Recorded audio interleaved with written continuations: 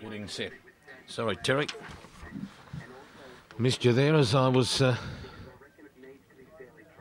trying to get all of these silks into my head after that enjoyable lunch. You're in Jaco Country. 3-year-old maiden is the second event here, and they're moving in. Runners starting to fill the gates for the race. And Ashford has been well tried to win it. Ashford number 1. 380 on course. 390 super tap. Dan's Boy 5 into 460 late in the piece. I thought Look Now had a good hope on its kite and run. It's been $13 into 9. Dan's Boy Look Now to come up, so too Bellamuse. Race 4, number 13 today will be ridden by Jared Todd. Race 4, number 13, J. Todd. And we've got 5 to move up here by the look of it. Here comes Bellamuse now. Dan's Boy about to come up into line. Western Ruby is going in, and the last two will be the well-tried Ashford, who's drawn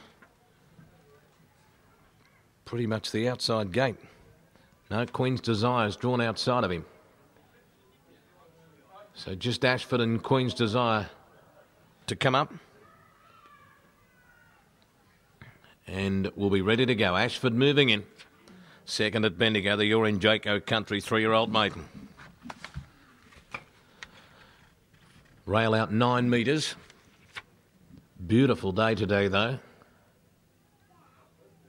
And we're ready to go. Race 2 of the day. Track rated a slow 6. All clear comes from the back. Starter hits the button. They're off, and Mr. Griswold jumped out pretty well. So did Shelbyville, and Look Now in the cerise colours with the gold cappers right there. Then Highly Explosive settling behind the speed, and Queen's Desire and Ashford coming across from their wide gates. Next was Dan's Boy, who was centre field. Bellamuse on its inside. Then a length and a half further back to Set to Talk, who's racing 4th last. 3rd last Playlist. It was followed in turn in the race then by Divine Fantasy, who's 2nd last and 3 lengths away. 2 Western Ruby, who settles at the tail. Swinging to the side, 800 metres to go, and Mr. Griswold endeavouring to steady the speed here from Queen's Desire. Shelbyville's in the box seat, running 3rd and a half away. Look Now, 4th the outside. Then followed 2 lengths to Highly Explosive, who's down on the inside of the favourite Ashford. Dan's Boy next. They were followed in turn on the rails by Bellamuse, and further back then would have been trying to get to the outside. Set to Talk. Divine Fantasy's gone around it, running on then Playlist. And Western Ruby is going to be last here when they make the home turn. Queen's Desire putting pressure on Mr. Griswold. Look Now comes to the outside, but is being hard-ridden. Shelbyville looking for a run. So too Highly Explosive trying to burst through. And down the outside, Dan's Boy's putting in a good finish here. But it's still Mr. Griswold and Queen's Desire. Dan's Boy trying to reel them in. Highly Explosive getting up on the inside and coming on it. Still Mr. Griswold. Dan's Boy, Highly Explosive coming, but Mr. Griswold won it by a half neck in a good fighting display from Dan's Boy. Highly Explosive down on the inside for 3rd. And 4th will be Queen's Desire. Or, what was the other one there? It was Shelbyville. They were followed then behind them by Playlist and also Western Ruby Set to Talk. They're followed further back to Bellamuse and Look Now. And behind it in the race was Ashford, who never came into it. Divine Fantasy pulling up quickly after the post. Well, Andrew Mallion's having a very good season, as are the Ellerton-Zara combination. Mr. Griswold leads all of the way to win it. Dan's Boy made a lunge at him late, unable to peg him back. Photo finished 3rd. Highly Explosive back to the fence is in that photo. Ashford goes to the 2 hard band basket for all time. He got into a beautiful spot. Glenn Boss just gave him a lovely ride, got him into a position, but you could tell coming to the bend he wasn't travelling very well, and he was immediately under pressure. And Mr. Griswold 8.30 and 2.30 from Dan's Boy, and Highly Explosive back to the fence. The other horse, Queen's Desire, much improved run today, stays on to finish back in 4th position. And number 8, Shelbyville, just got balked. You would have seen the head on here. Look for Shelbyville in the where is it now? The blue, there it is, 3 from the fence behind the 2 in front. Just looking for a run. Has to balk off heels at one stage, and that just costed a little bit of momentum. It's run under the circumstances when it just checks off there. As you can see, the horse in front of it drifted out, just costed a little bit of ground, and it lost all momentum before getting to the far left-hand side of screen. 6-2-3 confirmed. Totes are about to go up after the running of race number 2 on the card. As I mentioned, Glenn Boss got the favourite into a lovely position. He might have over-raced just a little bit in the blinkers, but boy, he was very weak today, Ashford. He's got the ability, but he can throw the towel in pretty quickly, and I thought he did that today on straightening up. He didn't give much of a yelp at all. He was struggling just a little bit coming around the home corner. Mr. Griswold goes home to win it. He's by Good Journey. Andrew Mallion, every time I go to the races and he's riding at the program, he seems to be able to boot home a winner.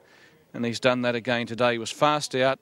Barriers always very, very vital when the rail is out, a big distance of 9 metres at any track, regardless of whether they're a big track or a small track. And Mr. Griswold was able to handle that assignment very, very well. He's about to make his way back to scale. Time roughly 1:25.4. 1:25.4 for the running of this second race on the card. A lot of people in the ownership of this horse. Anyone want to step forward? Anyone in the ownership of... Yep. Okay, what's your name? Justin. Doctor. Justin, well done, mate. Thank you very much. Tell us the story about this horse. We bought him as a weanling out of a paddock in Avoca, and we've had him since then. He's taken a long time to come around, and we've just been patient with him, but yeah, he's starting to show what he's made of. You took him to the big stable at Flemington. You didn't mess around. No, we tried another horse down with Matty, and we had a little bit of luck with him and Simon, so we sent this one down to him, and he's done a really good job with him. Okay, a little cheapy, was he? Yeah, we paid 30 grand for him out of the paddock, so he's come along really well. Okay, nothing like being a winner, is there? Nothing at all. Well done, Justin. Thank you very much. There we go, one of the part owners, Justin, having a chat about Mr. Griswold. Super Vobers qualified, so connections get a little bit of extra money as well. He was good at Ballarat last time out against Coghills Creek. He looked the real deal when he raced away for Brad Rawiller and Terry Kelly to win. And he's run, as I mentioned, against 2 pretty handy horses there at Bendigo. Good tough fighting win, Andy. Yeah, it was. He was probably entitled to win a little bit further. He wanted to lug out quite bad in the straight. I think had he gone in a straight line, he probably would have put a few more on him. Having the alley was a big plus for you, quite obviously. Yeah, it was, and he sort of jumped well and put himself there without me having to do anything, and relaxed nicely. He's a little bit toey going to the barriers, but relaxed nicely in the run, and he's an improving type. He'll make a nice horse down the track. Yeah, just looking at him, he's obviously going to get over a bit of ground, and his ability to race on speed and settle is a big plus. Absolutely. I think he'll make a lot better horse next time in. Okay, how many winners have you had for the season, Andrew? You seem to be riding winners left, right and centre. I think it's 44, I think. Sort of love to get to 50 before the season's end. That's a bit of a goal. Okay, I think you're a chance. Thank you very much. Okay, cheers. Good on you. Andrew Mallion, who's been riding in great form, the winning rider in race number 2. Okay, Mark, and as I mentioned, Ashford, I didn't back him today because he lost me going back a few runs ago, but the bookmakers love him.